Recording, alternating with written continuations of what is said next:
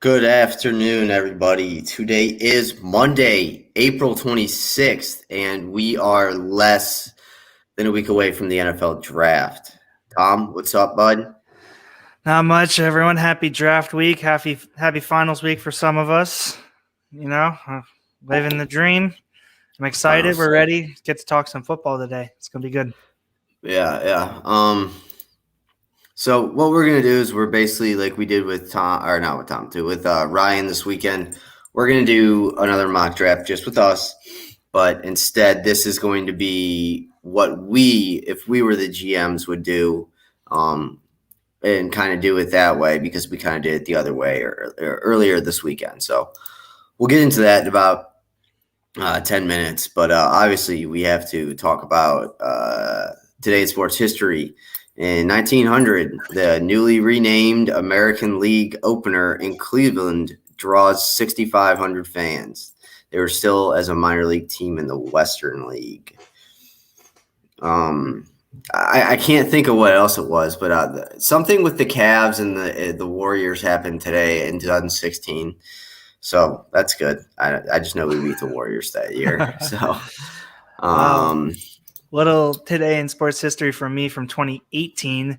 I was in my Snapchat memories back in MetLife Stadium for the Jets and Giants draft party, where I saw an angry Jets fan rip off his custom-made Baker Mayfield Jets jersey and throw it out onto the field after he was taking number 1 instead of falling to 3. That's a bummer. But so obviously we'll do a little bit of sports topics. Did you see the UFC fight over the weekend? I didn't see his leg? Did you see his leg? No, I can't. Afterwards. I can't. It was so bad. It was ugly. I've never understood that. To be like a kickboxer and start kickboxing, like not only does it hurt your leg incredibly when you kick someone, but like things like that can happen where his femur just snaps. That was one of the bad ones. If anyone doesn't know, that's Chris Weidman, UFC fighter. He went down within like 5 seconds. I guess it was whoever he was fighting. It was the quickest fight, or it was the only fight in UFC history that was won by that guy without throwing a punch or anything. Yeah. Definitely go look that up though. As long as you're not squeamish, it brings back memories of Mackenzie Milton at UFC or UCF. I don't know if you remember him, and then obviously Paul George for Team USA. That was bad too. So yeah, I was gonna say Paul George, and that Gordon Hayward injury was disgusting too. That Gordon Hayward injury, I was watching that game because obviously it was versus the Cavs, and it happened, and like he was still down because I didn't see what happened, and he stayed down, and then they showed the replay, and I didn't even really see much on the replay, but LeBron just turns around and like looks at the camera, and he like puts his hand over his mouth. He's disgusted. It was so. I ended up. It was horrifying. Yeah. So other news in sports, the Los Angeles Clippers signed Demarcus Cousins for the rest of the season. I just saw that. In the NBA, they're dealing with a COVID-related ref shortage. I don't know how that is, considering I would think that all the refs have to be vaccinated. So I don't know. One would think, but who knows at this point? Yeah. That does bring up a good point, though. Like, say we're heading into next college or we'll talk at like NFL season. They had to stop testing before the game, right?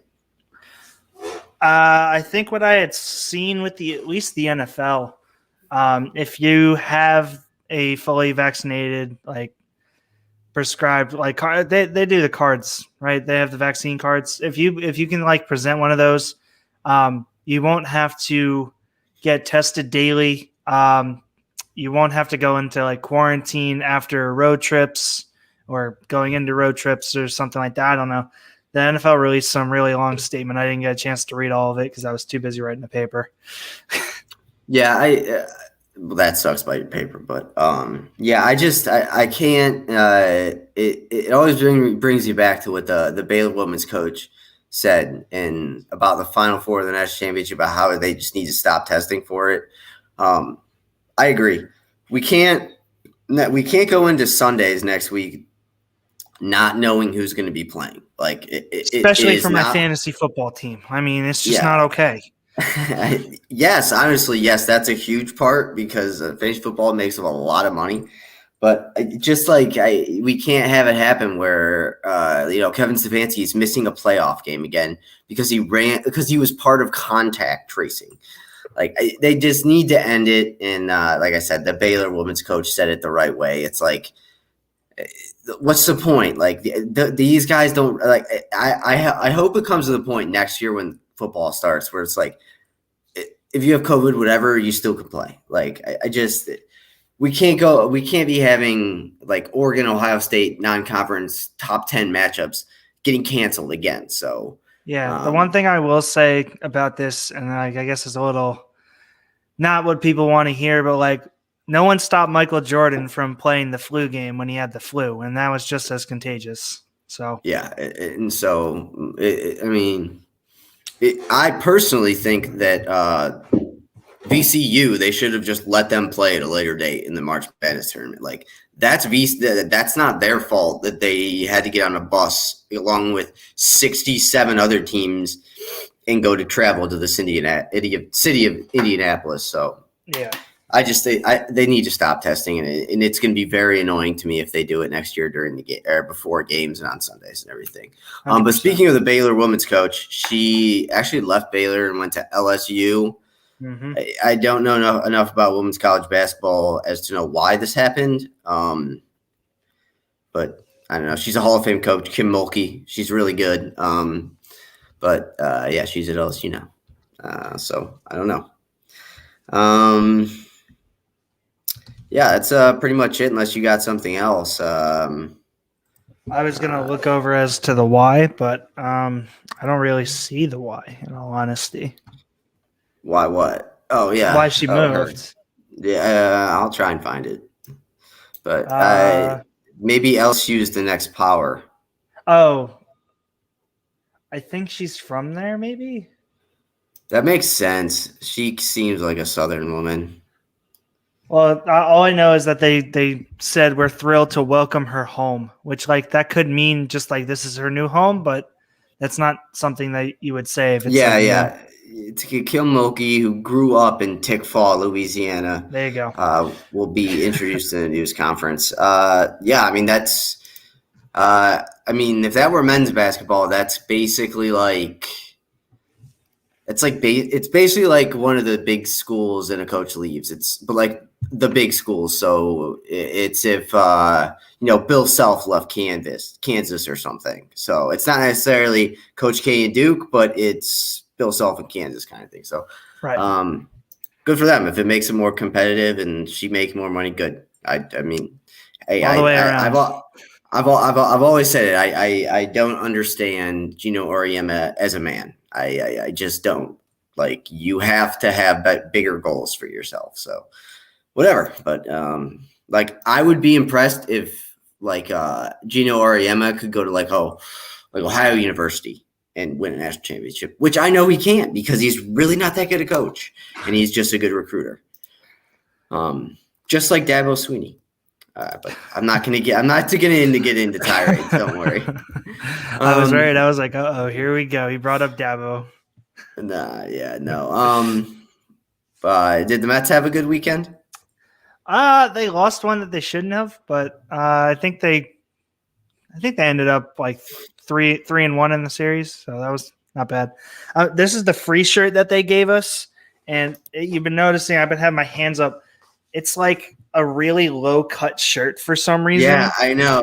You look like you're trying to show off the goods. No, not whatsoever. And what's even weirder is like the sleeves are like 3/4 sleeves. No, I have a shirt like that. Those are like common baseball shirts, but I feel like I should throw on my chain real quick just to make sure that like there's a reason for the low cut. Oh my god! Oh my Just god! put it on and be like, oh, it's because my chain. The Indians played the Yankees this weekend, and I think they lost 2 out of 3. I don't know. I can't get into baseball this soon, and especially because I cheer for a team that's. I said it when I was watching the Indians on Saturday to a couple people. I was like, honestly, I just trade Shane Bieber right now. You're going to get the most for him right now, so That's why true. not?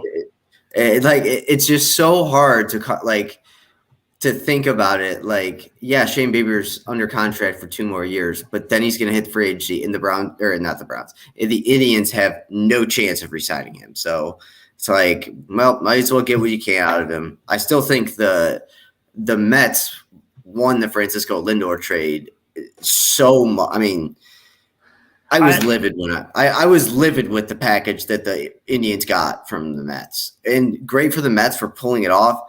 The Indians front office, like I told my family and told my friends, I was like, I'm not going to a baseball game this year. The Dolans don't get my money this year. The Dolans are the worst. No, really, like the Dolans are the worst owners in all of American sports. You don't gotta tell me. Yeah, whether it be the Knicks with James Dolan or it be the Indians, or they're just idiots. It's unbelievable. So, and I guess the only other big news really isn't even in our country. It's more over in Europe. I mean, I think we talked about the Super League last year. I'm happy because it's not happening, and B, it's the American chairman for Manchester United, my team, finally resigned after he was figured out that he wanted to join the Super League. So his name's the Woodward family, and so I'm happy they're gone, and now someone else is trying to buy Arsenal. That's good. Americans tried to ruin the great game of soccer, and they almost succeeded, but they didn't. So. Almost. Yeah, but it is interesting. I mean, at some point, the Super League is going to happen. It's just, I mean, not doing it in 2023 is just putting off the inevitable, but I don't care. I'd still rather get a couple more good years. And I mean, yeah, I think I read somewhere like each team just got $450 million for being in the league. Yeah, just to like bring in all better players and I mean, and J.P. Morgan was willing to write a $6.3 billion check just to get the thing started. So it's unfortunately it's something that it's inevitable. I think it's like Thanos, and he's inevitable. He's inevitable. See, this is when we needed the meme when he's just like this and he says, "I am inevitable." All right. So we are going to do our mock draft. Tom, do you have the simulator up? I do. Let me share my screen with the mock draft. There we go. Do you see it? Yeah. All right. We don't really need to put the stream up. You really can't see anything. But it's fine. I would say we don't really need to put it up because you can't really see anything, but I guess it's fine. I can zoom in if that helps. No, it's fine. You just leave it. It's fine. I just like having it just so that like people can see stuff. I'm a visual person, so I like to accommodate my needs so that others that are like me can also follow. Whatever. All right. So we are allowing trades in this one. I think we'll do those live time. I will take the odds. Tom will take the evens, and then we obviously have to switch it up when the Jets are on the board again at 23 and the Browns are on the board at 26. But I think the first pick is the easiest. I think we both think, and I mean, it's going to be Trevor Lawrence. It would be, I mean, I was looking at the odds today because they're going to, I think you can like gamble on what the first pick is and everything like that. Mm-hmm. I think they had they had just Trevor Lawrence, and then it was Penei Sewell like plus 600,000 or something. It was crazy. So plus 600,000. Trevor Lawrence is going to go to Jacksonville, barring his death this week. So yes. barring basically anything. Yeah. Maybe even if he's like gets hospitalized, they may be like, oh well, he's still talented. Who knows? Yeah. Unfortunately enough, like even if he got into a serious accident and his brain was damaged or something like that, the Jaguars would still probably want to draft him just to like get his brain. So, whatever. They'll input it into Gardner Minshew and just let him go. Yeah. Hey, Gardner Minshew is still a decent quarterback, but I thought they were going to trade him elsewhere. I thought the Patriots or even the Texans, even though that's inner conference or inner division, I thought they might have traded him out and gotten something for him. Hey, man, you guys should trade for him. Give up the second pick for him. Right. I mean, I mean, Tom, why don't we go ahead and draft your second pick? Well, actually, it's what you want to do, so this could be interesting. Yeah, I mean, what I want to do is just not the logical thing. I mean, you look at all of the tape and you look at what everyone's saying and all the hype that Zach Wilson's getting. I think that just has to be the pick, and you just have to pray that it was right and that everyone's right, because you don't hear too many voices that are going against Zach Wilson. So it's been Lawrence then Wilson now. I think maybe like 2 months ago there was a time when we didn't really know who the number 2 guy was on most boards. Yeah, they were trying to figure it out. I think it's consistently now Zach Wilson across all boards, most likely. I don't agree with it, but like I said, I hope I'm wrong, because this is kind of I didn't really have a stance on what the Browns should do when they had the number 1 pick in 2018. Before the draft, I probably would have said no, I don't want to take Baker Mayfield. But so yeah, I hope he's good. I really do. It just the fact is he wasn't a captain, so yeah. I back in 2018, I wanted the Jets to stay at 6, but before they traded up with the Colts, I wanted them to stay and take Josh Allen. And look at how that turned out. So maybe I should trust my gut a little more with going with Fields, but I think I have to go with Wilson, just because literally everyone is saying that he's the number 2. Yeah, I agree. And just a side note about Josh Allen. I don't know. I've been reading some things and I've been looking at some of his play. He might not be as good as everyone is cracked out to think he is. I think he has a lot better, a really really good cast around him. So I still think he's great, but I don't. Yeah, I don't know for sure if he's like the class of that draft. Really, right now he is, but I think Baker Mayfield will take him over. So with the third pick, is obviously the 49ers pick. To me, this is incredibly easy. Did you hear the news this morning, or the swirlings that everyone has been talking about this morning? No, I guess not something specific that I'm sure. They have apparently, word around the grapevine and word on the street is they've narrowed it down to 2 quarterbacks that they're looking at 3. That is one Mac Jones and one Trey Lance. I'm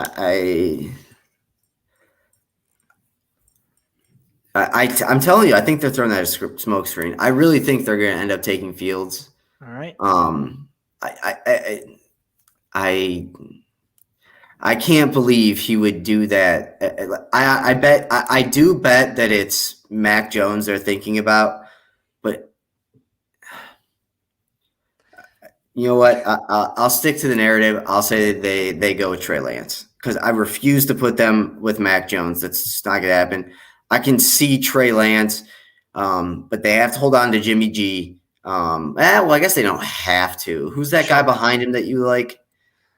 Nick Mullins, but he's a free agent still. And I think CJ Beathard signed elsewhere, so they don't really have a backup.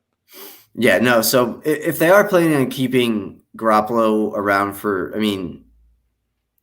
but I think it might take almost a year and a half for Trey Lance to be ready for the NFL, which if they're willing to wait, fine. Like if they're going to be bad again next year, and they just want him on the bench, and they want to add another like defensive end opposite the younger Bosa, then that makes sense. But I will play partially into the narrative that it's between Mac Jones and Trey Lance, but I am until it actually happens on Thursday evening, I refuse to believe that they are thinking about taking Mac Jones. Sure. But like I said, it's better for the draft if we give him one there, so I can a little bit talk myself into the Trey Lance at least. Yeah, I think Lance. This is the best landing spot for him because he does have someone like Jimmy G in front of him. I didn't click it, did I? Okay. Yeah, because he has someone in front of him, I think this is one of like 3 or 4 landing spots that's just perfect. But because I guess you're right, because I would say the Patriots would be a great spot, and they would. Yeah. But there's really no one for him to learn from in front of him. Like, I got to tell you, I don't want my rookie quarterback who could at this point could end up probably being Justin Fields or Mac Jones. I don't learning know from Cam Newton. Yeah, Cam Newton. Yeah, like I got to tell you, that dude, his game has literally, since he didn't dive on that ball in the Super Bowl, his game has gotten worse since then. That's so true. it literally everything has gone downhill from that point for Cam Newton. So right. He talks in a different language, so you might have trouble communicating with him. So who knows? But yeah, I'll stick to the narrative. I'll say Trey Lance, and I know we talked about it. I know we talked about it with Ryan, but I think then this sets this up for the draft is set up for their path now. Like, I think once the 3rd pick is made, then everything else can fall after that. 100%. Going back to the landing spots for Trey Lance, like this is not going to like get a good response from you by any means, but I think that the most ideal spot for him to learn is behind Big Ben in Pittsburgh. Just because he has so many weapons there, and Ben is a really good quarterback and a smart quarterback, Lance would be able to develop under him and to learn how to kind of be more of a pocket passer while still having his ability to run. But there's just no way they move up to get him. Yeah, and yes, A, and then B, what's the point of drafting a quarterback in the 1st round if you're giving Ben one more year? Like, you'd think they develop Lance. That would be the only reason. But you'd think then if it's one more year for his last year, Big Ben's last year, like there's no point drafting a quarterback. Like, you have to go with the fact that you think this is Ben's last year in Pittsburgh, and you need to put everything you can on the field around him. True. Plus, they have other needs, like a line, like a running back. That too, yeah. A line, a running back. The needs, the goods. Are we on the 4th pick? Yes. Okay. I have the Falcons. This is what I would do in their situation, and there have been rumors this morning that apparently Julio Jones is being called on a lot. They're getting a lot of calls from teams about Julio Jones and whether or not he's available. And if that's truly the case, knowing that as a GM, I wouldn't trade him, but you're going to have to figure out some kind of contract relief in the near future between him and Matt Ryan. So with that being said, I'm going to go with the best non-quarterback offensive player here, and I'm going to go with Kyle Pitts. I mean, it's not really flashy or new, but there's no way they can pass on him especially if they trade away Julio Jones. It's so weird because I think overall Pitts is like he's a good level ahead of everyone else in this draft as far as playmaking comes in. And he's literally just going to get drafted in the top 5 or top 6. And he'll just hear his name, and then people will start talking about the quarterbacks again. And won't talk the next about quarterback. Yeah, and they won't talk about how much of a steal Kyle Pitts as if he's not going 1. Unless he went 1, like, it's a steal. I mean, Kyle Pitts is 6'4". He is going to be able to he's going to be a mix of who said it? Ryan said it. his worst case scenario is Darren Waller, the second best tight end in the league. So yeah, I mean who is the second best? Who has the second best tight end in the league? Well, there's Kelsey, who's number 1, and George Kittle is number 2. I don't count Kelsey as number 2 or 1. You say he's a receiver? Fine. No, I don't say he's a receiver. I honestly don't think he's that good. He has Patrick Mahomes throwing him the ball, and they double cover. Yeah, but he's been doing this before Mahomes got there. He was doing that with Alex Smith. Not nearly the numbers, but he was still getting production. Still a solid receiving option. George or Greg Kittle is by far in a way the best tight end in the league. And I can't even believe I almost said that. Kelsey is Tony Gonzalez, where is the fact that he plays in a pass-heavy offense. So doesn't do a lot of blocking. I mean, people come out, athletes come out of college almost every year with the skill set that Travis Kelce has. They just don't get put on teams where they get single covered by a middle linebacker just because all the other DBs are covering all the other receivers. I don't think Travis Kelce's that good. He'll make the Hall of Fame. I don't think he's that good. And I kind of just don't like him. He's kind of cocky and arrogant, and he's only started to become good when Patrick Mahomes was there. So if Patrick Mahomes isn't there, not Tony, but God, I keep saying Tony Gonzalez. Travis, you would not have a career if Patrick Mahomes didn't come. And he's from Cleveland, and he doesn't want Cleveland. He hates on Cleveland, so I'm done with you, Travis Kelce. Is he really from Cleveland? Yeah, he went to Cleveland Heights. Huh. And he went to Cincinnati for college. I knew he went to Cincinnati. I wasn't sure he was from Cleveland. Or I didn't know he was, I should say. Move on. Right, you got the 5 pick. This is – even for me, this is tough. Because –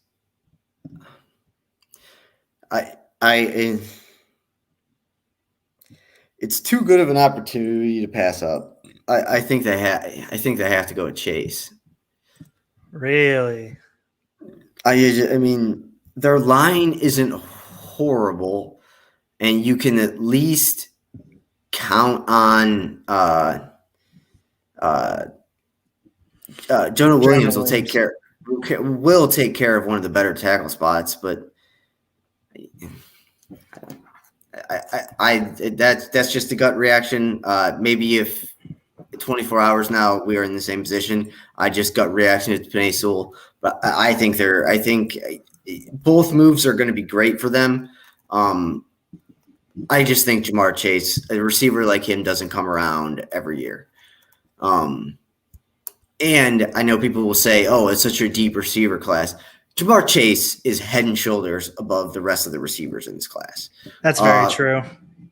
I mean, the next closest is Jalen Waddle, who's still probably like a notch or two below him. And then the next closest after that to me is like Devonta Smith, who the more and more like I keep thinking and looking about Devonta Smith, like he is becoming more and more of like a fringe first round prospect for me. Yeah, I have not been a big fan of Smith at all. There is no way. Like, he went to Alabama and he was in the program for 4 years. So, and college programs know how to beef guys up. And the fact that he didn't beef up at Alabama, who should, I mean, have the best coaches, have the best facilities and everything. So I'm sure they tried to beef him up. He's not going to last a full 16-game season next year. He's a twig. Yeah, he is what like Tyreek Hill and Henry Ruggs were coming out in my eyes. Like I knew for sure there was no way Henry Ruggs was playing a full 16, much less even like I didn't even think he was going to break 10 games. Devonta Smith, he had an incredible year, and he was great in college. And I know that people like want to kind of like relate that to the NFL, like, oh, hooking him back up with Tua, playing wide receiver and playing any of the offensive positions basically on last year's Alabama team, that if you're not a lineman, you should have had an incredible year individually. I mean, that offensive line and everything there was so good. And Devonta Smith just isn't as fast as the guys you mentioned, like Tyreek Hill and those guys. He's fast, but he's not elite game-changing speed fast. Like, I honestly, like, if he fell to the Browns at 26 and like Terrace Marshall was still on the board, I would take Terrace Marshall. Like, I just don't think he's gonna last. I hope I'm wrong, but I'm not a fan either. That's all I really need to say. You've said everything. Yeah, so I'll take Chase, and like I said, on another day, same time, I might pick Sewell, and I just think in as good of a draft as the receivers are this year, Chase is still head and shoulders above. And he sat out a year and came back and tested off the charts. So charts, head and shoulders above everyone else who played most of the season. Yeah, might add. Yeah, and so I mean, that's what's weird about this year. You can look at a lot of those guys that opted out, as long as nearly every single one of them came back and tested super well. So it's almost like when you talk about running back, not Monty Ball, who is the dude who plays for the Colts now out of Wisconsin, Jonathan Taylor. Like, oh, he only has so much tread on the tires because he ran so much. Jamar Chase just took a full year off. Like, he's still a sophomore in college, basically. So you're going to get an extra year out of him. I think that argument is more for running backs, though. That would be my only thing there. Oh, I agree. Understand what you're saying, and having a year to like focus on technique and making yourself faster without getting hit is a huge deal. Not only was there no like wear on the tires, but he spent the time productively trying to improve himself and his game, which I think is what put him heads and shoulders above everyone else. Yeah, and I was listening to Daniel Jeremiah, and he was on one of the podcasts I listened to, and I didn't even really think about this, but it's true. If you look at the guys that opted out, and like I said, all of them came back and tested well, that's almost like a feather in those guys' cap for maturity. Like, they had no coaches around them telling them to get up. Like, yeah, they just had trainers and themselves. Yeah, and granted, I'm sure they could have had help if they needed that stuff. But for them to come back and test that well, like Jamar Chase to come back and test well after taking basically a full year off, I mean, if I'm Jamar Chase and I'm talking to a team about drafting me, I would definitely bring up the fact that for like 365 days, I was not part of a program and that I had to basically work for my future. So yeah, I think it's feather in the cap for those guys. And with that being said, I will move on to Miami. And I think Miami is in the best position in this draft in the entire draft. Because if the Bengals take Sewell, they get Jamar Chase. And in this instance, if the Bengals take Jamar Chase, they get Sewell. So that's where I'm going to go with right here. I mean, like they have Tua. They need a guy to cover Tua a little bit. I know they took, who was the guy from USC that they took last year with like 19? Austin Jackson. They took Austin Jackson. He didn't have a horrible year. He didn't have a great year. They need to keep building up on that line and keep the team young. So getting a guy like Sewell here at 6 is just an absolute steal. Yeah, the way Miami's built the past couple, it's been good. It's been fun to watch him build too.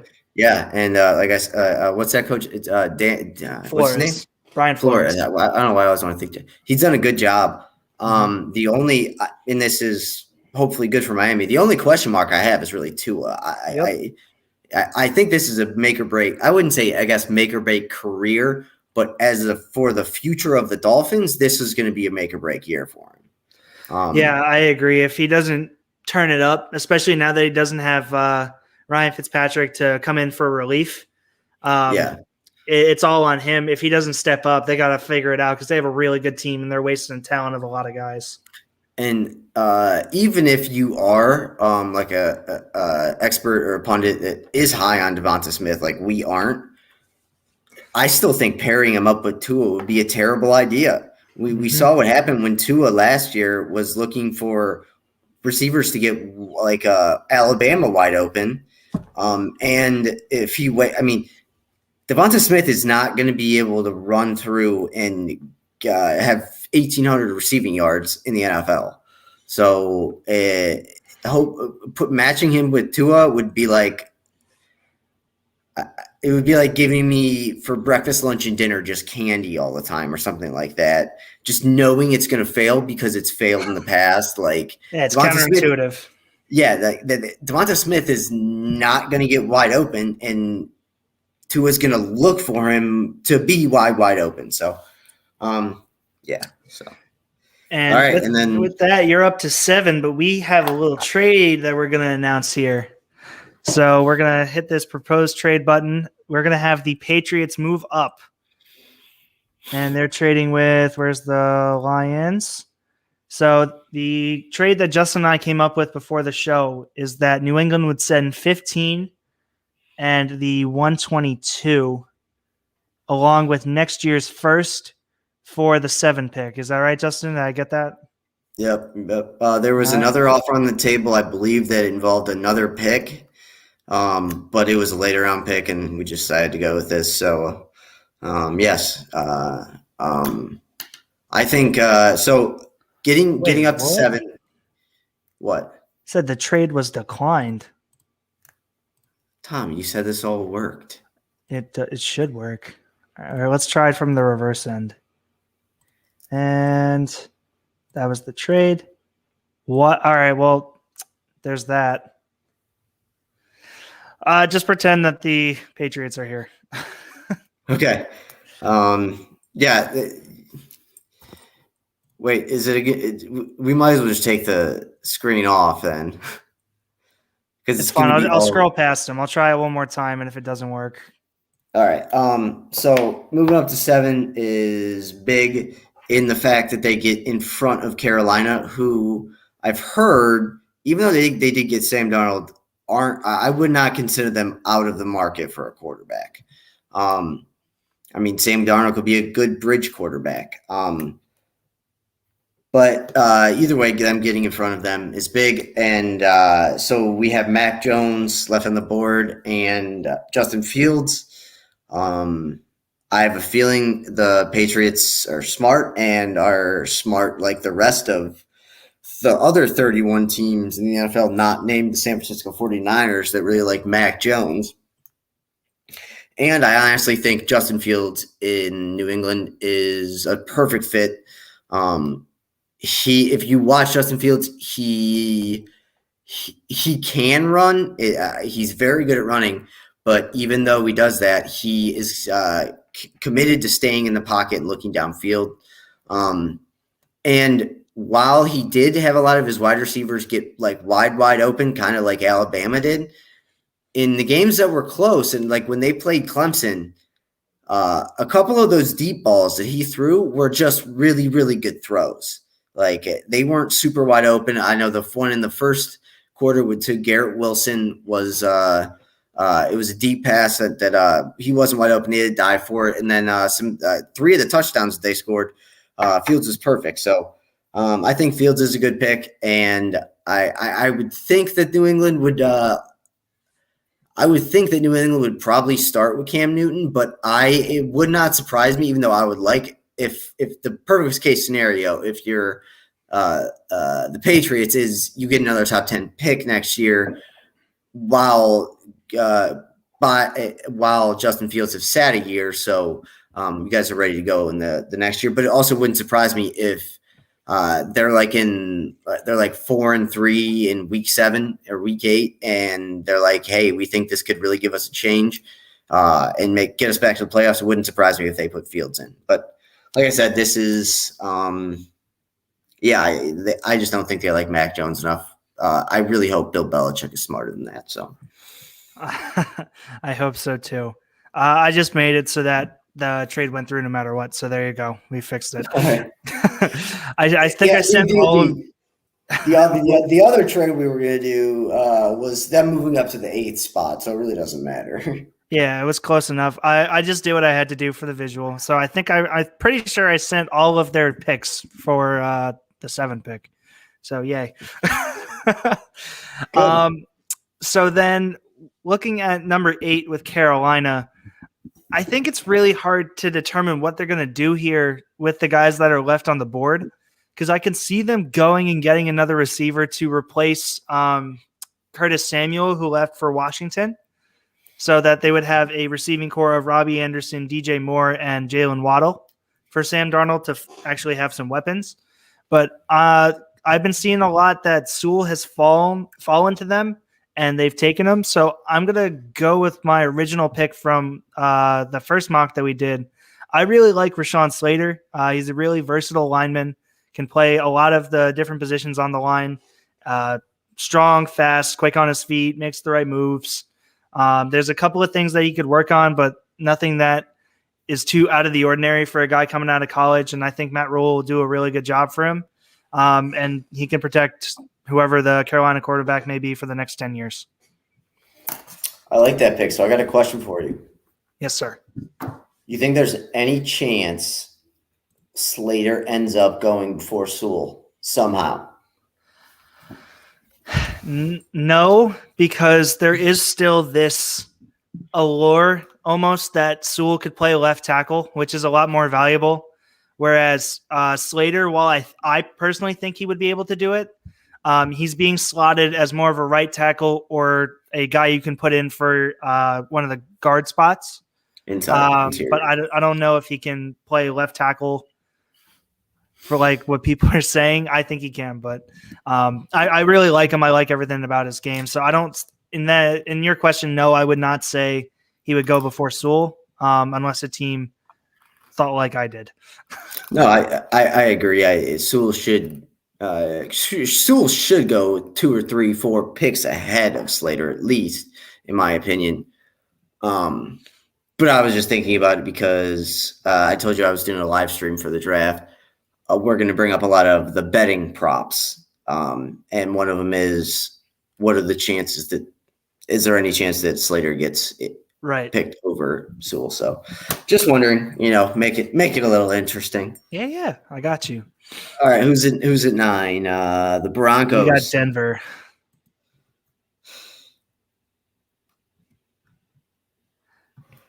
Yeah. With all the quarterbacks off the board. And the receivers are good. Pitts is gone. Mm-hmm. I don't know this. Hold on, Denver.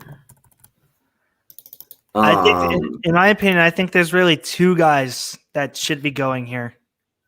I'm looking. Hold on one sec. Yeah.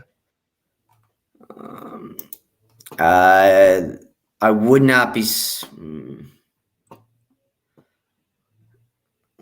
If you want, I could pull up the team needs here. No, I know what the team needs are. I'm just looking at their depth chart right now. Gotcha.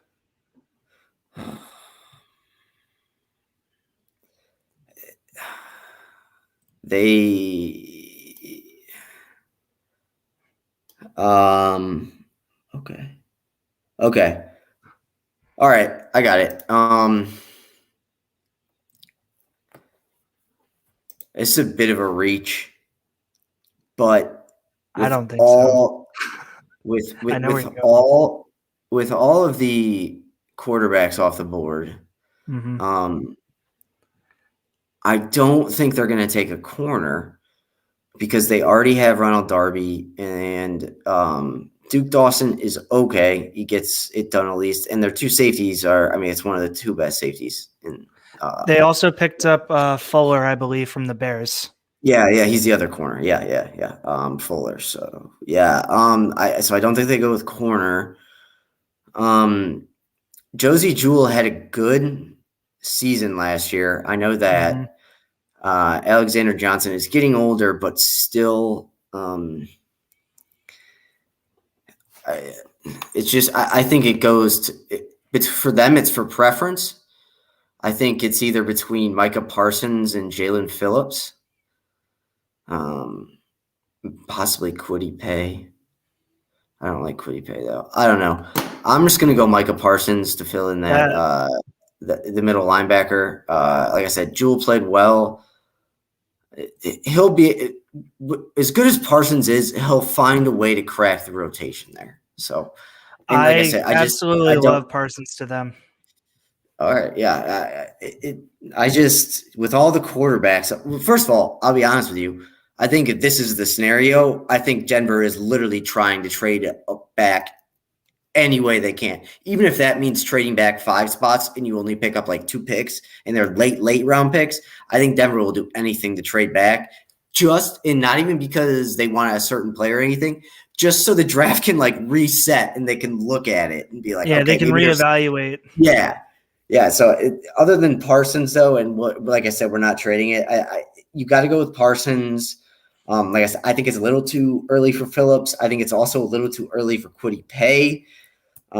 Which is super weird about this draft. This is the first draft in forever, right? That there hasn't been like a dominant edge rusher come out. So Yeah, well, there's never been a clear number one. Or in this draft class, at least, there hasn't been like a clear cut number one. Like there's a like a number cluster of one, guys like, that could be grouped as number one edge rusher, but there's no clear cut like the Jadeveon Clowney or the JJ Watt, or I guess he didn't even go that early. You know what I'm talking about? Yeah.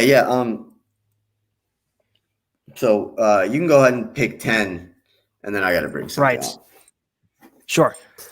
So Dallas, this is probably going to be the most uninspiring pick because it's literally the most mocked pick ever for this draft class. Patrick Surtain. I mean, they just need secondary and they need help on defense in general. And pairing him and I think it's Trayvon Diggs, right? Trayvon Diggs is the corner that they drafted last year in the second round, who I really like as well. Pairing them two together is going to create a really solid cornerback duo. Yeah, at least it has the potential to be a solid duo. Yeah, I think honestly, other than Pitts, maybe, and maybe Sewell, I think Surtain is definitely probably a top 3 guy in this draft. It's almost a sure thing. Like, pretty much exactly what you're getting with Surtain. Yeah, he has a very clear image of what he is going to be. Yeah. So I mean that is the most mocked. That is, I mean, so yes, that's the pick, I think. But I haven't looked at it because I haven't looked at Bovada's line. But so if this happens, if this goes the way we predict it will, and it's not out of the question that it does. I mean, this has to be the first time that a defensive lineman hasn't gone in the top 10 in a really long time. Yeah. 10 years at least. Because then you got to also just include like the outside linebackers and the edge rushers. It's got to be close. I mean, Parsons would be the only guy, but he's really a middle linebacker. I've seen I've done some reading. People might want to try and move him around. I think his skill set is pretty set. It's a good skill set, but I think it's pretty set. I don't think he's ever going to be, a Brian Urlacher in coverage who could run a Tampa 2 by himself. So, yeah. So with the 11th pick, who has the 11th pick?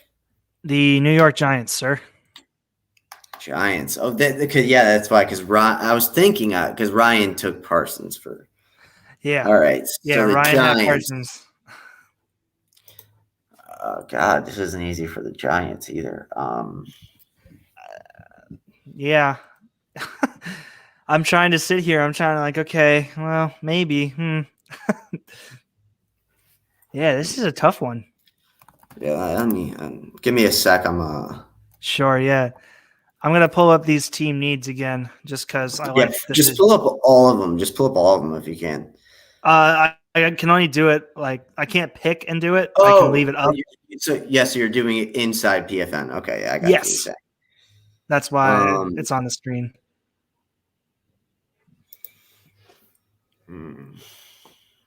This is another one where if I'm the Giants, I'm desperately trying to trade back. Yes, absolutely. There is literally no reason for them to pick here. And that sucks that Slater's off the board for them. Yeah, that was the guy in my mock that I posted on the site. That I love Slater to the Giants, but because I like Slater so much, I think that the Panthers are going to just pounce on him as soon as they can.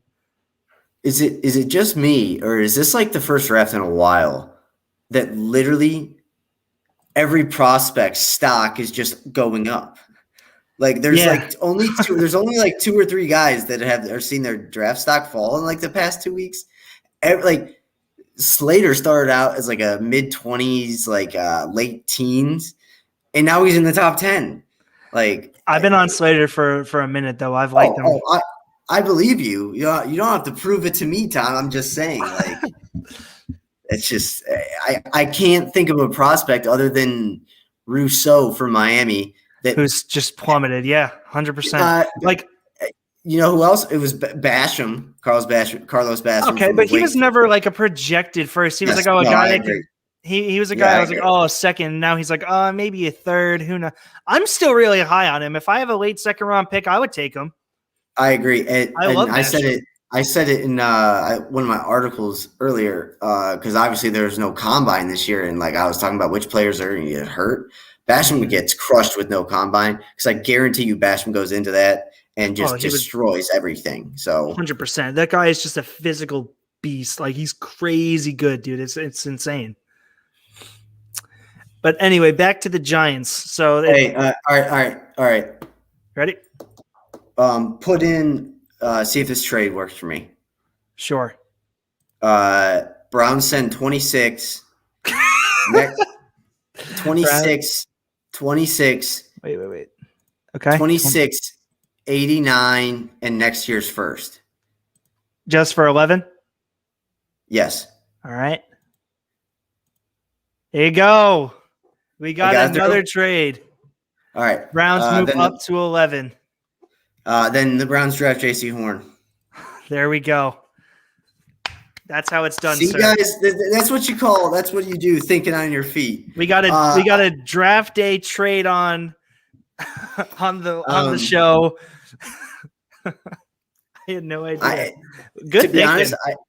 To be honest, I don't know if I'm willing to give up that next year's first round pick, but the more and more I've gone over how this draft is going to play out, the more and more I want to trade up. It's going to be very hard, which is also very weird as a Browns fan. It's going to be very hard for them to disappoint me this draft. But they definitely can. But I mean, I think, like I said, I would be, and I don't necessarily know if they would give away their next year's first because I don't know how high they have Horn graded. Horn for me is probably the best corner, has the highest ceiling since Jair Alexander came out to me. Like I said, Surtain, you know what you're getting, but with Horn, it's a little different. He's got to improve his ball skills. But I think that adds some flavor to our draft, and it's not a terrible trade. So yeah, if I'm the Giants GM, I would take that. So especially to trade back and potentially get the edge guy that they really need, 100%. Oh yeah. So all right, Browns take J.C. Horn. All right, who's 12? I got the Philadelphia Eagles, and I was really hoping that you would have the Giants take Waddle so that I could give them Devonta Smith. But I don't think there's a chance that they pass up on a wideout here. And you got to take the guy that's top of everyone's board with Jalen Waddle. And I hate to see Eagle uniform. Yeah, I got to tell you, I didn't even think about that. I was not even thinking about receivers. See, that's how far and ahead of head and shoulders above the rest I think Kyle Pitts and Jamar Chase are. But yeah, I completely forgot about Waddle. Waddle's going to be a steal. If Waddle, especially if he drops out of the top 8, he's a steal. Well, and that's what really sucks about me having to put him with Philadelphia. Philadelphia takes the steal that they got and just boom, evaporates it because he's just not going to succeed with the Eagles. I've made my case very, very a couple of times, I think, on here, where I feel like the Eagles compete with the Texans for the worst scenario and worst situation in all of football. They have a new head coach, a new GM. Jalen Hurts is their quarterback, no money, an old O-line, an old and untalented defense where they got picked from their defensive talent in the offseason. They just have nothing going for them. Yeah, so, I'm not as much of like they're in a disaster thing like you are. Probably because I'm not as closely associated with them. I don't know. But yeah. I think the Browns also trading up to 11 to take J.C. Horn also kind of crushes the Eagles as well, because I think they would go with J.C. Horn before anyone I had else. them go with it on the mock with Ryan, and I was like, Yeah. oh, I don't know how I feel about it, but like they definitely would. They need secondary and they need receivers mainly. If you had to pick two things. Yeah, but I mean, them getting Waddle is huge for them. I agree. That's. Well, I will say through our first 12 picks in this draft, I think somehow we got that wrong, because I don't know how Waddle falls out of the top 10. I mean, I was considering him, like I said, for the Panthers, but I feel like them protecting him might be a little more important. I would have had him fall to. I just don't know where you would put him on this, especially with New England trading up, because I think that the Lions are the team that was slated to take him, and that's why he's fallen thus far. Yeah, I think he goes at 11 to the Giants if they stay where they are. Mm-hmm. I could also see him going. I could see him going 8 or 9 as well. Slater and Parsons, who we picked, I could see. Except Denver has no real need for Waddle. Nope. They have 4 or 5 receivers who are serviceable. So. Yeah, that's weird. Okay, what's 13? With that, I have the Chargers at 13. I'm going to go with a guy that you look at the first two offensive linemen in Sewell and Slater. You kind of know what you're getting with both, and they both have a lot of room to go. I really like Christian Darrisaw if he's coached up the right way. He has but he has a low-ish floor, but a ceiling that is in line with the other two. So, and we saw what happened to Joe Burrow last season, not having a line. I think the Chargers are going to look at that and say, we don't want that to happen to Herbert, even though he's a little bit bigger than Joe Burrow. So I'm going to go with Darrisaw here and have them beef up the O-line even more than they already have in the offseason in signing Corey Linsley. And there's another guy that I always forget. Tooney. Yeah, no, he went to the Chiefs. He went to the Chiefs, yeah. They got someone else. So that's where I'm going. I'm going to have them beef up the line a little bit. They'll address receiver needs later on in the draft. And with the Chargers, I think they're still young enough where I don't necessarily think their championship window open is quite yet. I would say maybe a year from now it would be. But they can use – they have the luxury, I think, of taking Darrisaw and plugging and playing him maybe at right tackle or left tackle, wherever one. Mm-hmm. And they can survive with some of his struggles, as long as he gets better from them. Well, and he's a big dude, so he's going to be able to just kind of sit sometimes. Which is as long as he's not doesn't like football like the kid from Georgia last year.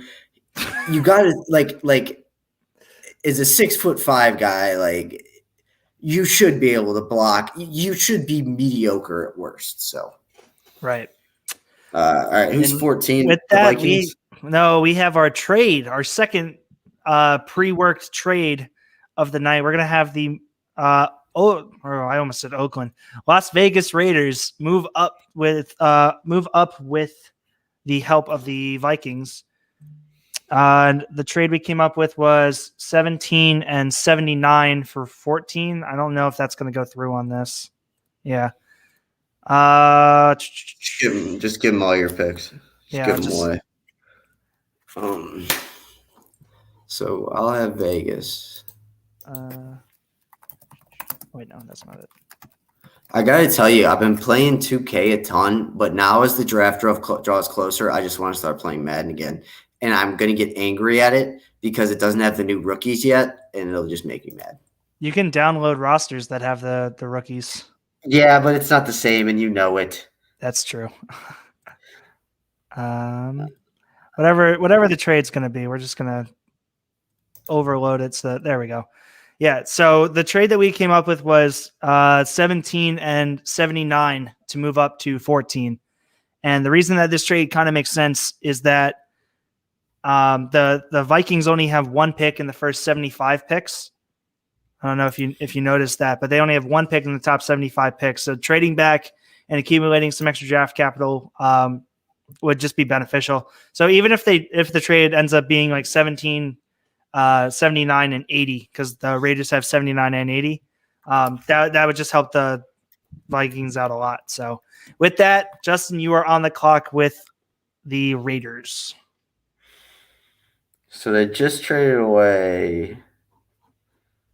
No, they didn't just trade. This sort of messes up. Actually, I'm just realizing now we had talked about them trading up to get J.C. Horn. Yeah, I'm trying to. Yeah, I'm trying to think. I could still make their pick. Yeah. I mean, you could still go corner.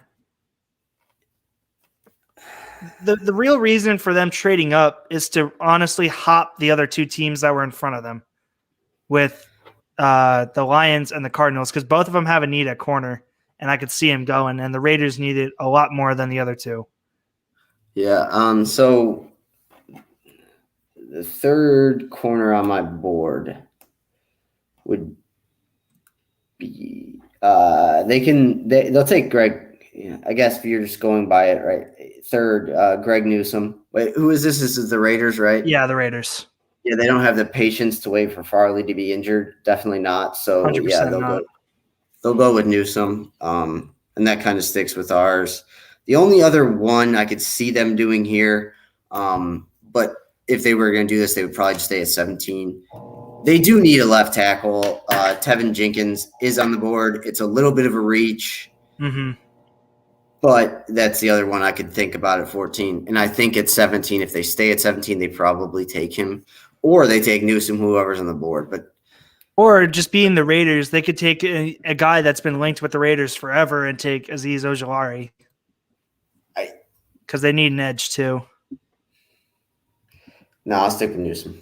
Yeah, no. I'm just saying if they stayed at 17, that's a guy that I could see them having and taking. So with that, we are going to get up to the Lions, who obviously traded down with New England.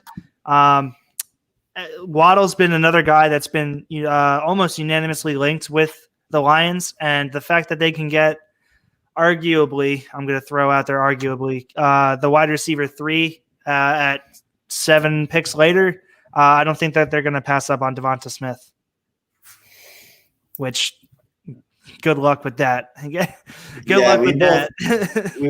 we both have our qualms with Devonta Smith, but someone is going to take him. So the Lions are the exact team to take a guy like that, and pairing him with Jared Goff is going to be so much fun to watch because I don't like either of them.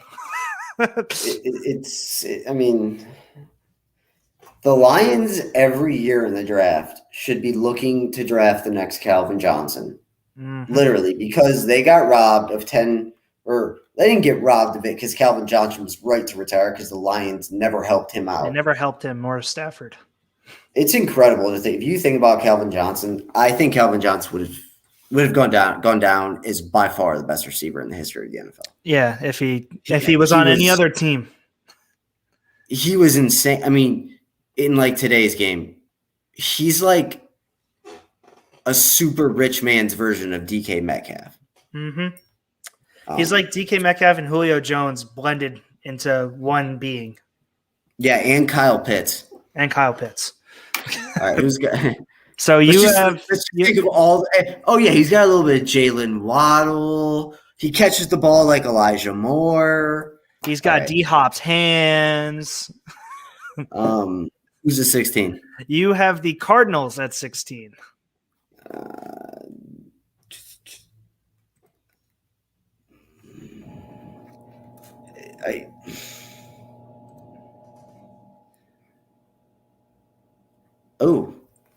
Cardinals at 16. Cardinals at 16. Okay, I'm going to go with one a little bit out of left field. I think I know what it is, and I agree. We originally thought the Cardinals. I think if Newsome or Horn, obviously Surtain probably won't be there. If any of those three on the board, I think people think they're going to take them. Yeah, because they need to replace Patrick Peterson. But this also happens to them, which is, I think, this makes their offense a lot more dynamic. Najee Harris seems like a perfect spot for them. I agree. Him and Edmonds will make a solid backfield, man. And it really hurts to see that happen because I was hoping Najee would slip to the Jets just to get him and Coleman. But like that's just such a good duo, and around Kyler and D Hop, I mean that would just be killer. Yep. As soon as I thought of that, I was like, "Yep." There's no point. I was like, "Do they want to reach for Farley?" And then I was like, "No." I mean, we've talked about this, and unfortunately, we've said it multiple times. Kyler Murray's life in the NFL is not super long. So adding an instant impact running back who could be kind of like your poor man's Derrick Henry this year, and then basically probably be somewhat of a Derrick Henry next year, like that. I mean, that offense. I mean, I can't imagine if they could figure out how to run the read option with those two, it would dominate the NFL. It would be crazy, and I think it would fit Murray's play style really well too. Oh yeah, absolutely. And Najee Harris is a lot better pass catcher than people give him credit for. Yeah, dude, that's why he's just such a complete back, and it kind of shocks me that like I understand that there's no value in the running back position anymore in the draft, and you can always find a good one in days 2 and 3. But this is just a guy that is, again, we've said heads and shoulders above the rest of the field. That it's just crazy to see that he's slipping to the second half of the draft. Yeah, I mean, or the first round. I mean, I guess I think there's two kinds of GMs in the draft. You're either a guy who literally just always thinks that there's never a first round worthy running back, or you're a guy that says, yeah, he's if we can get 4 or 5 good years out of him, even great years, it's absolutely worth a top first round pick then. Mm-hmm. Well, and a lot of those guys are the guys who pick in the second in the bottom half of the first round because they're winning. Because they use those picks on guys like that. Like, do people out there really think that Clyde Edwards-Helaire was like this superstar coming out of LSU? No, he went to the Chiefs where literally it was like I don't know how the role that they asked him to, and he looked good doing it. I mean, All right, who's 17? We got to get going. Come on. Yep. Yes. So I have the Vikings after they traded down. The Vikings have been a team that is known to develop linebackers and edge players. So I'm going to have them go with Azeez Ojulari here. He's a little bit of a developmental guy and a guy that I don't personally love that much, but I think that he does have the potential to be very good. And a team like the Vikings is known for kind of bringing that potential out of defensive ends and edge players like that. So if there was a team that could do that and then can make him into a good player, I would think it's the Vikings. Yeah. I'm a little surprised you passed an AVT, but I understand it. Yeah. I'm not high on Ojulari. Neither am I. Whatever, you made the pick, so whatever. All right. I don't know what else to say about it. 18, you have the Dolphins, which, by the way, we already have them taking Sewell in this first round. So you are now up with their second pick at 18. Sewell.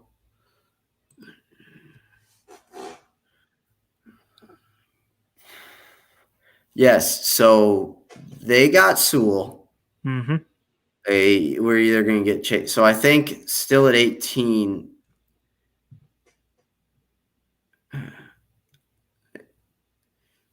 It depends on who's I think who the receiver on your board is. Who's the next highest? Here, I'll just go over to here. I'll just do my board. I'm just putting it up.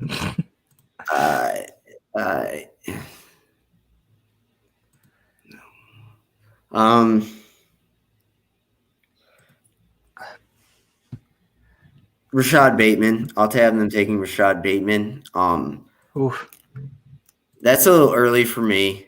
A little early, I think, for everyone. I don't think so. Not Ryan. Ask Ryan. That's true. I bet it's not That's too early. true. Rashad Bateman has, if you just look at him, he's your prototypical. Ryan said it the best on when he was with it. He's Anquan Bolden. He's a possession receiver that's, just going to catch passes. And if anything, like Tua Tagovailoa needs, like he has the born skill, he has the worth ethic. Yeah. But he just needs somewhere. He just needs I feel like at Alabama, or even like the big schools, they all have like a security blanket receiver. For Ohio State, for Justin Fields, it was always like Chris Olave or one of the tight ends. Yeah, they need a guy that's going to go out of their way and be physical to go up and get the ball. So that's not thrown for an interception. Honestly, this was just the first receiver I thought of. Not the first receiver I thought of, because obviously it's early for a receiver. I think the best receiver I would have next on my board is Kadarius Toney. And I think I usually have him going 20 to the Bears, and I think that's too early. I just if you're 18 and you're the Dolphins, I try and trade back again. But other than that, but Bateman makes sense. He's not a type of guy that's going to get wide open like Devonta Smith is or Jalen Waddle is, but he's got strong hands. You know what you're getting when you draft Rashad Bateman. So right. I don't know what other who else would you think would go there? I thought that you were going to go with Owusu Koromoa. He's a guy that I think Flores would love to have on that defense. Kind of a chess piece guy, along with all of the other chess pieces that he's collected over the past couple of years through the draft. I think that would be my pick there, but I definitely agree they do need a receiver, and getting a guy like Bateman to be that security blanket and be the guy that's going to save Tua from throwing interceptions is very important for his development. Yeah, and I guess even if I think about it, Bateman probably, of the receivers on the board, Bateman probably makes the most sense other than Rondale Moore. Because I think they would use Rondale Moore in a type of way that he should be used. I think he should not be labeled as a wide receiver coming out. It should go back to the recruiting. He should be labeled as an athlete. That means he's going to return punts. He's going to return kicks. If you want to run the Wildcat with him, run the Wildcat with him. You put him a running back. Yes. I think it's too early for him, and I don't know how much the Dolphins think that Tua can adjust to that type of a playmaker. And I think Kadarius Toney is kind of like a playmaker like that. But so I think just getting him a strong set of hands that's gonna consistently catch you, 50 balls a year for 800 yards and 5 touchdowns. I could see Bateman being that guy. I agree. I'm gonna move us along here. Go over to Washington at 19. I think there's only one pick that really makes sense here. We're going to end Mac Jones' slide down the mountain. He gets some time to learn behind Fitzpatrick. Doesn't have to be rushed into it at all. Is provided an actually decent, I would say, receiving core between Terry McLaurin. Who is the guy I said before? Curtis Samuel. Logan Thomas is there at tight end. He's got Antonio Gibson at running back with McKissick also as a pass catcher out of the backfield. And like I said, the biggest thing for him is that he gets some time to learn under Fitzpatrick. And I know he got upset when they took Tua and they put Tua in. I remember he was saying that he felt like this was his team and he didn't think it was fair. Same kind of thing's going to be here. Everyone's labeled Fitzpatrick as that bridge quarterback and the guy that never really has the team under his belt. So I don't know. I think if Jones doesn't go 3, like Ryan said, the rest of his draft is going to be shaping out to sliding down the mountain like this to 19. And I don't really, if they don't decide to take him, I don't know where the next time he's going to go is. New Orleans. That's the only one I can think of. New Orleans, Pittsburgh, maybe over here at 24. Pittsburgh, yes, but that would also be a thing that Yes, Pittsburgh, but also, like I said, that would piss Big Ben off. If they drafted him in the first round, it would piss Big Ben off. I guarantee it. All right, we're gonna kind of go through Beat him up a speed little round. bit. Yeah, speed round a little bit because I know you have to do something. So at 20, with the Bears, right? Yep, you have the Bears. I would say Kadarius Toney. He's who I've had mostly there, but that didn't include Tevin Jenkins still being on the board. I think they go with the offensive tackle. I don't know.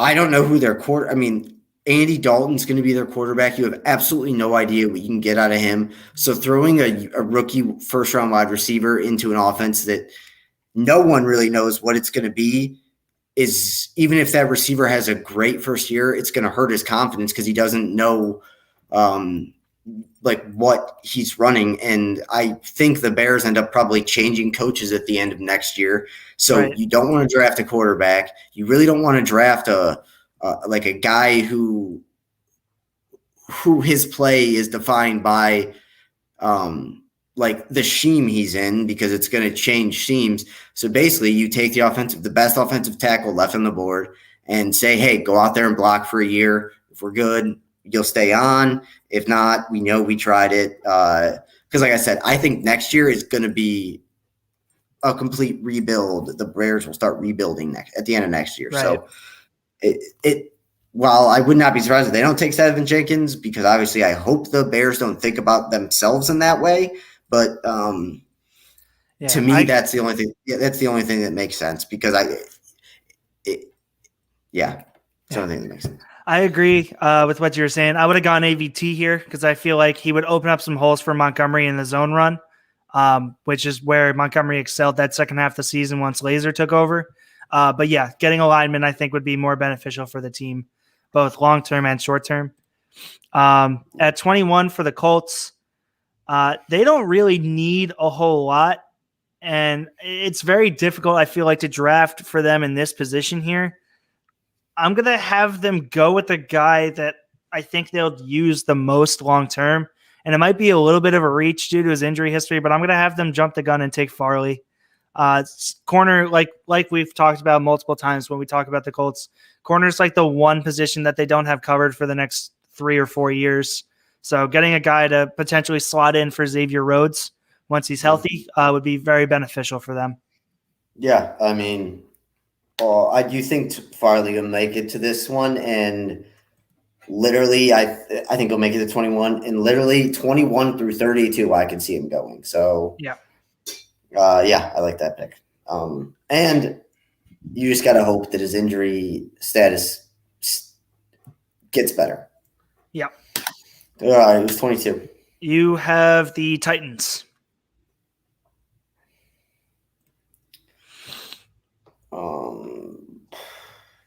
The Titans were ranked 29th in pass defense last year. They were so goddamn bad. Right. I'm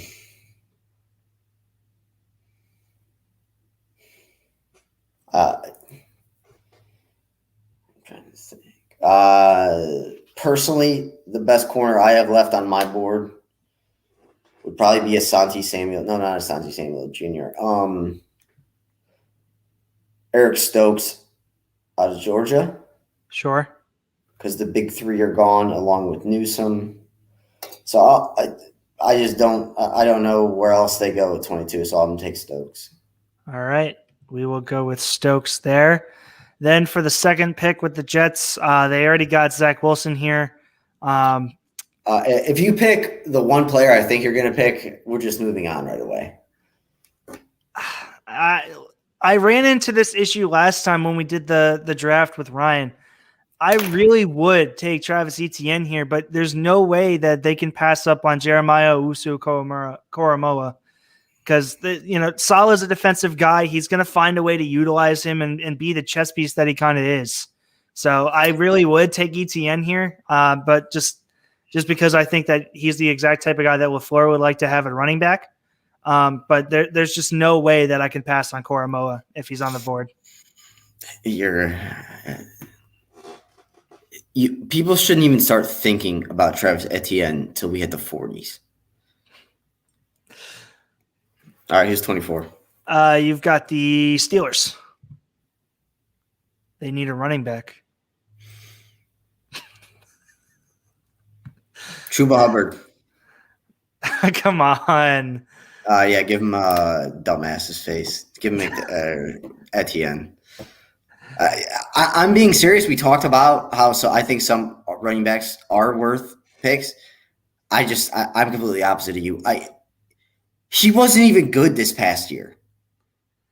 Yeah, I understand that he had a bad year, and he stayed for a senior season, right? This was a senior year. I hope so because I feel like he's been there for 5. Yeah, so he definitely hurt himself because his year the previous year was much better, and he hurt himself because he wanted to stay back and win another title, I guess, with Lawrence. So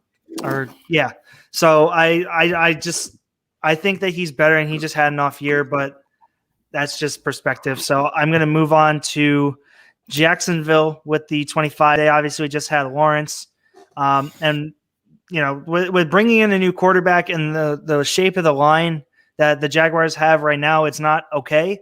And the fact that AVT is still on the board here, I think he's going to be a really solid player that'll be able to kind of get the lineman in shape to protecting Trevor Lawrence long term. Who'd you pick? AVT. Oh, okay. I thought we already picked him, but we didn't. All right, and then 26 is the Giants now after your trade. And they're in prime position to get the one guy that they should who's the consensus next? Is it Pay or not? Who am I thinking of? Phillips, because I think Phillips is better, but if the pundits are going with Kwity Paye, then I'll just put Kwity Paye. Kwity Paye is 23, and I don't know where Phillips is. Phillips is 42 on this list, at least. Then we'll just put Paye there, whatever. Well, we could go Phillips if you think he's better. Just go with Kwity Paye. All right, Kwity Paye. Then 27 is the Baltimore Ravens. It really sucks for them that there was the huge run on receivers earlier because I feel like Bateman would have been an absolute steal for them there. So I'm going to go with the next highest rated wide receiver. At least on my I'll go with Terrace Marshall. I said it. Terrace Marshall. Yeah, they just need a receiver who's not Hollywood Brown. Which sucks because I think my next receiver on the ball, yes, it would have been Terrace Marshall for me as well, but it will be funny if they have to end up drafting Rondale Moore. That's very true. Are you going with Moore for the Saints here? Because I love the fit. Yeah, he'll go to the Saints, but I just think it would be hilarious if everyone's so pumped. Like it would be so funny if I don't know, maybe the Browns or something, and Bateman and Rondale Moore are the only ones left in the first round, and the Browns come on at 26 and pick Bateman, so they have to go. So both their starting receivers combined, small. Yeah. Well, and so what are your just real quick? Give me your gut reaction to Moore versus Toney, because that seems to be the big battle that's kind of going on here for the short, speedy receiver is Toney versus Moore. I personally like Moore better just because I've seen more of his tape, but a lot of people are saying that Toney will end up being better. So the biggest thing I look at with at least this year's receiving class, I don't know if Rondale Moore's body, I mean, he is very small. He's my height. I don't know how much impact he can take, really, and considering he was already an injury-prone person, and this may be wrong or right for me as well.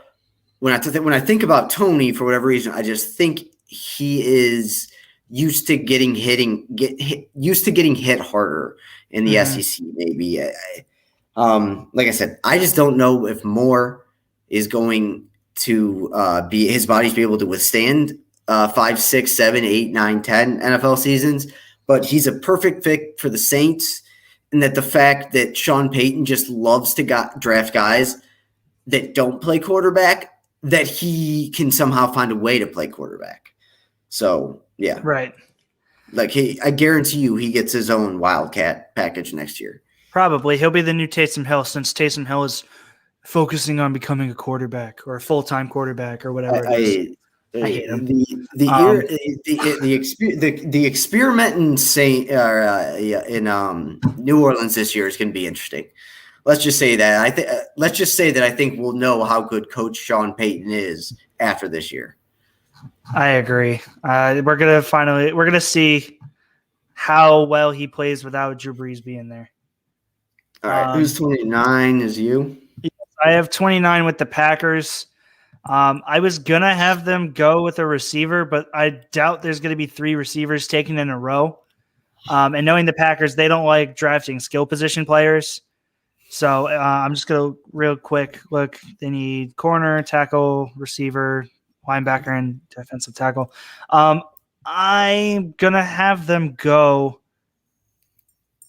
Ooh, Eichenberg. Who are you going to say? That's who I would pick. I'm just going to have them go defense because they just hate Aaron Rodgers. Yeah, that's fine. But I just don't know who they would take here because I really don't love Barmore. I don't believe in Jamin Davis that much. I really like Osai, but people just don't like him for some reason. I think you're missing the one guy who kind of actually fits. Zaven Collins. Yeah, I think that's who. I think I was that's going down the line. Yeah, and not necessarily because he fits, but because at least to me, Collins is way more versatile than the other linebackers in this draft. 100%. The only other linebacker I would say that is almost as versatile as him is Dylan Moses, and Dylan Moses shouldn't be picked before the 3rd round, I don't think. So I wonder why that is. I like Moses, I think a lot. But I like Moses too. I'm just saying mock drafts. Right. I've seen him in 3 or 4. So yeah, I don't get it. I really like his play style and his versatility, like you said. So he doesn't have. I would say he doesn't have the body of a linebacker. He almost has more of a safety's body. He would be a crazy, awesome experiment to take in and have him try to convert to like Isaiah Simmons or Derwin James, kind of like that. Yeah. Like someone's probably going to do with Koromoa, but do it with him instead. All right. Who's 30? Are you 30? You have Buffalo. What number is it? 30. Oh, okay. Too early for that. Might not be a bad pick. I was just looking. Yeah. Just so everyone knows, I have no credibility anymore in the FCS world. My national champion pick lost on Saturday, so that's good. Really good. I got a lot of nice comments about it. But back to the draft. I was just looking at the running backs that were left. Yeah, I love Javonte Williams. I know you do. I don't think any of the running backs are worth that. And we both agreed that they made a big mistake not throwing the Brinks truck at Hunter Henry. I think they could go Freiermuth here. Really? I don't hate that. I could get on with that. It's the point in the draft where, I mean, they could use another receiver as well, even though they just sign someone to come along. Emmanuel Sanders. Yeah. So they could use a receiver. Like I could see them if Rondale Moore, he would be a good fit there. Who are you thinking running back wise? Javonte Williams. I mean, he looks and feels exactly like Nick Chubb, and I feel like he also can do the pass catching a little bit, kind of like a Derrick Henry type pass catching where he's not like running routes, but he can kind of be a guy that can receive the dump off pass.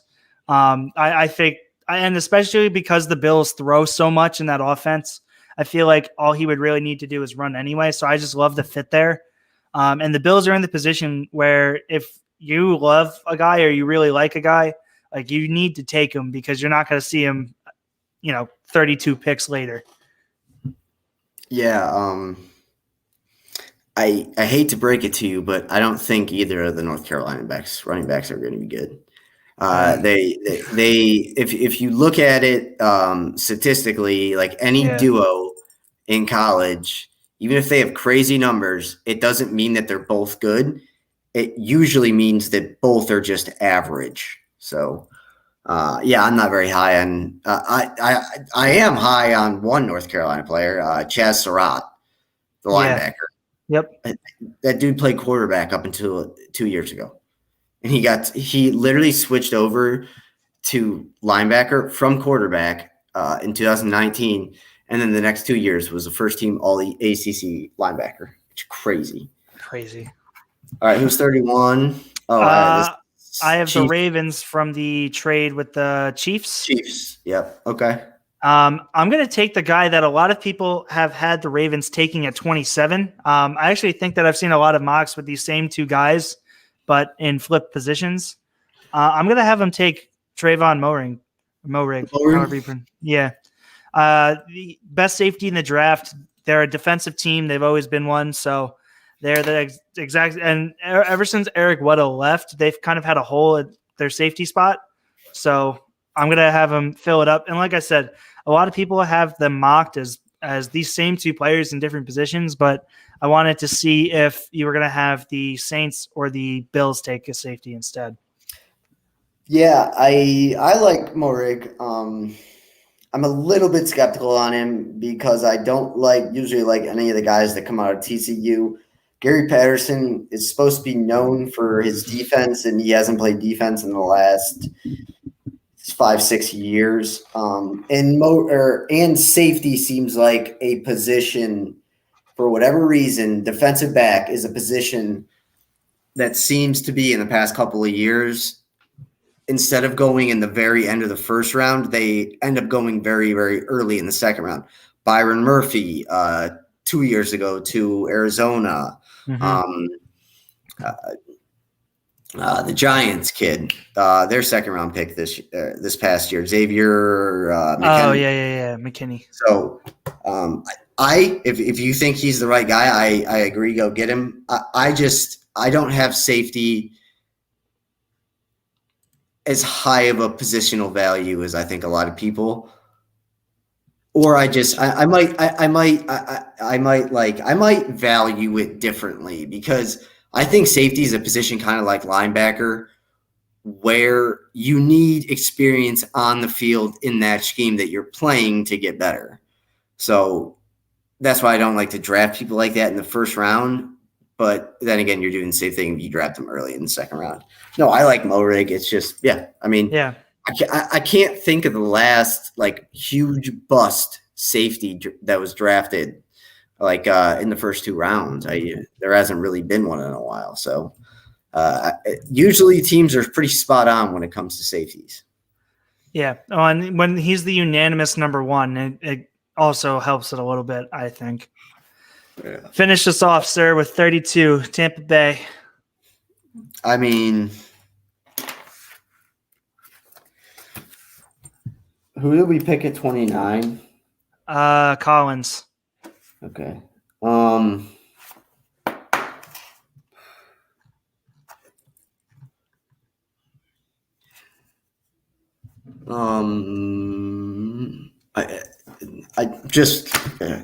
not even going to pick a player. Whoever's the best next on the board. All right, so Christian Barmore. I actually really like Christian Barmore to them because if you look at their defensive line, no one is younger than 29 years old, and 4 guys on their line are older than 32. So getting in some youth down there is not the worst thing. Yeah, no, I mean, it is very rare for a team that won the Super Bowl to then return the next year all 22 starters. It's almost unheard of. So they can literally just pick the best player or the player they like most. And that was an interesting first round. A lot of unexpected things. Not unexpected necessarily. It's almost like we got the right 32 players, but like it's just going to come in a different order. Yeah, it's a jumbled order. Yeah, I think we have like a really solid top 10 at least. Like, yeah, I think we have a solid. Those are always the easiest to pick, though. Like I can't think of a player right now that I would like really. I mean, I feel like Stokes was taken a little early here. That's the only thing. I could actually. I mean, I think people will reach for a corner more than they reach for a defensive end. I mean, yeah. If the first round ends like this, I mean, the next people are going to be killing each other to get back in that top 3 for guys like Phillips, any of those guys, any of those edge guys. So, all right, well, that's going to do it for us today. That was fun. Like I said, I think we got pretty good. Yeah, definitely got the right 32 players. So as a final question, I'll ask you, who, if there was, who was the last player you remember that has been on as much of a roller coaster stock-wise as Devonta Smith has been on? Because I can't think of one. Like when Waddle went down, or let's start at the beginning of last year, he was the second best receiver on Alabama. Waddle went down, then he was probably elevated to, a first rounder halfway through the year. And then he wins the Heisman. He's up. People were talking about him at like number 2 and number 3. And now I wouldn't touch him with a 10-foot pole. So I can't remember someone who's like just stock has plummeted that much. But I mean, if you want to talk like logistically, I want to say a guy like Laramie Tunsil, who had a bad year his junior year, stayed back, had a really solid year his senior year, flew up to top 5 discussion in the same discussion as the number 1 pick. Then on draft day had the whole gas mask thing that pushed him down more. People were like, "Oh my God, he's not even going to be a top 20 pick." But then he ends up going 11 to the Dolphins. See, that's where all the general managers got it wrong. See, I see that gas mask video and I'm like, yes, you move up 3 spots on my board. I'm trying to look back to, I mean, the Raiders taken Farrell at 4 a couple years ago. Yeah, and that is crazy if you think about it.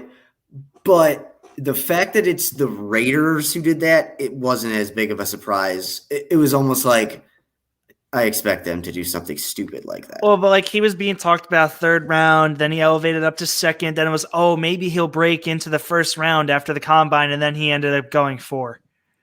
So that's not really as much of a swing as what Smith has had thus far, but if you take into account where he was actually drafted after all that, it's bigger.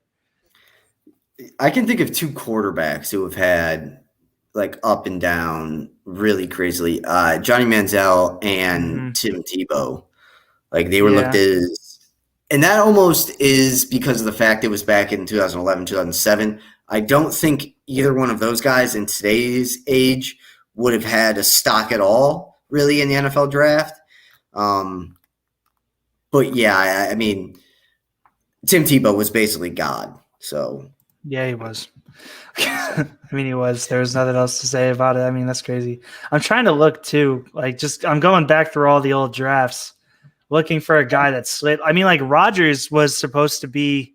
Yeah, that probably is. Yeah, I mean, he was supposed to. So if you think of his ceiling, would have been like the 2nd pick, and he went 22. Oh, he went 22. See, I would have said 26. Maybe it was 26. What year was he drafted? Do you know? I don't know. It's when they still wore really old jerseys and he played for an ugly Cal team. I want to say 2009. No, that's wrong. No, that was Stafford. That was Stafford's year. 2009 is way wrong. I think it's way maybe. No, I don't think so. It was the same year as Alex Smith. That's all I know.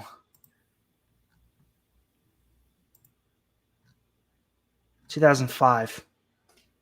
2000. He went 24. Yeah, 24 in 2005. I knew it was the same year as Alex Smith. He went 24, and he was supposed to go top 5 at least.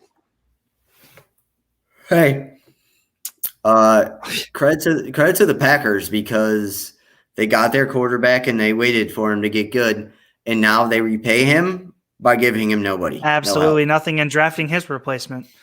Yeah, so hey, it's a business. That's what they always say. It's a business. So that's probably going to be it for us this week, unless we decide to get together for some last minute thing. I think that's going to be it. We will let you guys know what we're doing Friday. At least Tom will, or Thursday. I forget. I always forget it's Thursday. But yeah, anything else, Tom? No, man. I'm gonna hop back into writing a paper until it's time for me to meet with my group. Make sure you take it. You go through it and you make the period like size 85 font. It really helps. Size 85. No, right. I need to just rewrite a bunch of it, which sucks. But what are you gonna do? Yeah, what are you gonna do? I tell you what, I'm not gonna write that paper. So fair enough. I'm probably gonna go and play NBA 2K and then just dream about playing the new Madden. So, all right, that's it for me. Tom, last words. Let's go Dogs, baby. That's all we got.